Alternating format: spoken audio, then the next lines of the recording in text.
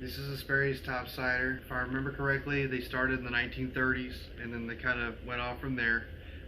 And I have to say that if you're looking for a casual shoe to wear that's not an espadrille, you don't like espadrilles, this is definitely within the running of having that casual shoe. As far as anything you can wear with shorts, you can wear it with chinos, perfectly fine. They also have these in different model, I would say. Not really this model, but they have them in like a canvas. You have to check that out if you guys like more canvas than you would something of leather. So this is actually unique. Before this, I had Basses and I've had Sperrys before.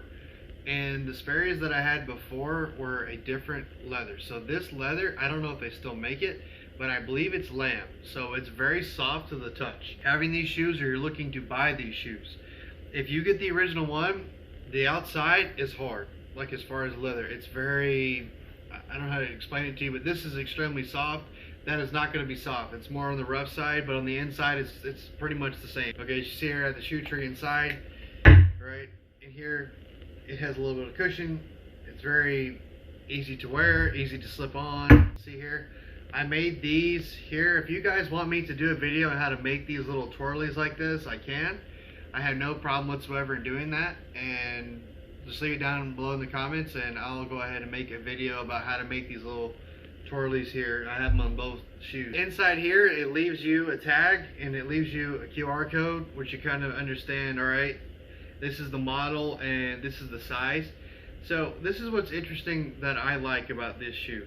It's more on the wide side. So as I mentioned before in previous videos, I do have wide feet. So what I did is I went from an 11.5, which I normally wear, to a 12.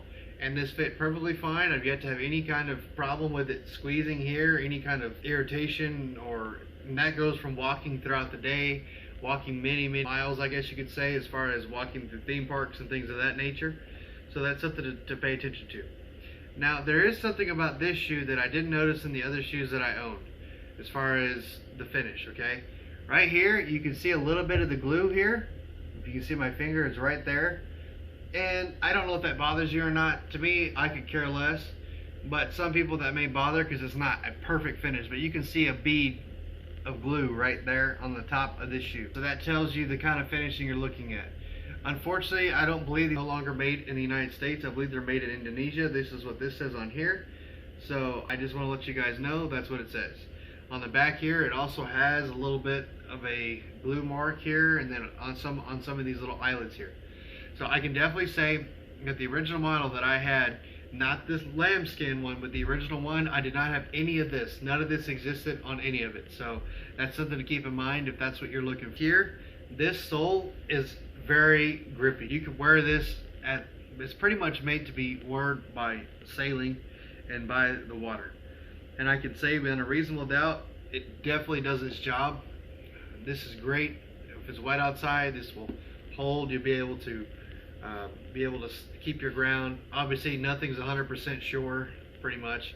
But I can say beyond a reasonable doubt, this is definitely good for if it's wet outside. And espadrilles, depending on which ones you get them wet, good luck with that. They're not designed really to be wet that I know of, and they can stretch and move because they're made of natural material. That's something to keep in mind. Whereas if it's raining outside and you're looking for an easy shoe to throw on, this would be the one. And here's something else I recommend. Some people wear these without socks, and some people wear them with no-show socks.